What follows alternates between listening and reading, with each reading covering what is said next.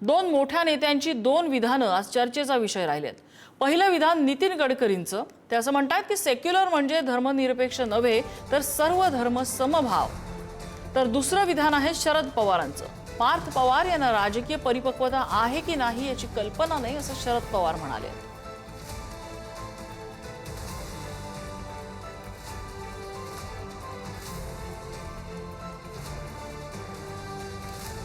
आणि आता याच संदर्भातल्या बातम्या सविस्तर बघूया।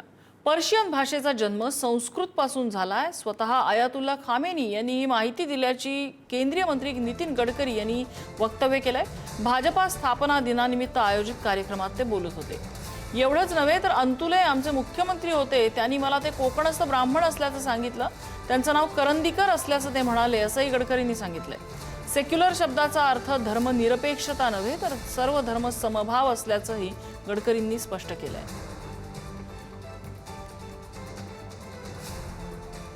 और मैं जब अयातुल्ला खोमेनी साहब को मिलने के लिए उनके घर पर गया था तो उन्होंने मुझे एक प्रश्न पूछा। उन्होंने ये प्रश्न पूछा कि क्या आपको पता है कि हमारी पर्शियन भाषा कहां से आई है। मैंने कहा मुझे नहीं पता। तब उन्होंने मुझे बताया कि पर्शियन भाषा संस्कृत से आई है और संस्कृत हमारी मूल भाषा है। ये ईरान के अयातुल्ला खोमेनी ने मुझे बताया। और ईरान में तेहरान यूनिवर्सिटी में संस्कृत का विभाग है, संस्कृत की चेयर है।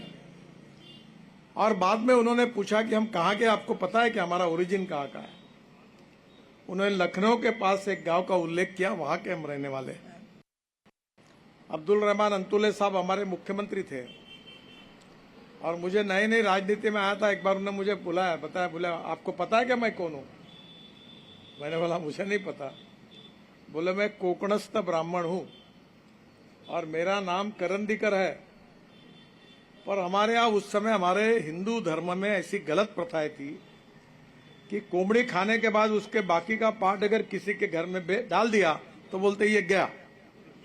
कोई 7 समुद्र के गया कहीं फॉरेन में तो हिंदू धर्म से निकाल दो। इन लोगों ने हमारा, ये कुछ पंडितों ने दयाशंकर जी ने नहीं उस समय के कुछ प्रकार के जो ब्राह्मण और पंडित थे, उन्होंने गलत बातों के कारण हिंदू धर्म का बहुत नुकसान किया। सेक्युलर शब्द का अर्थ धर्म निरपेक्षता नहीं है, सर्व धर्म समभाव ये अर्थ है। सब धर्मों का, सब विचारों का सम्मान करना चाहिए और इसलिए किसी को अधिकार है, फंडामेंटल राइट्स है। और इसलिए सेक्युलर जो होता है उसका अर्थ सर्व धर्म समभाव है।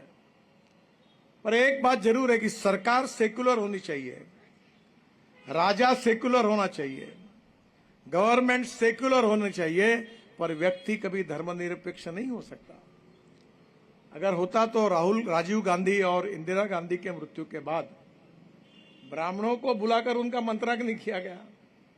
तो सवाल ये उठता है कि जब वो सेक्युलर थे तो काहे के लिए बुलाया ब्राह्मणों को, क्यों उनका विधि कहा गया? क्योंकि उनके साथ धर्म जुड़ा हुआ था, वो स्वीकार करते थे। और इसलिए आज हम सर्व धर्म समभाव, ये हमारा अर्थ है। सब धर्मों का सबको सम्मान करना है।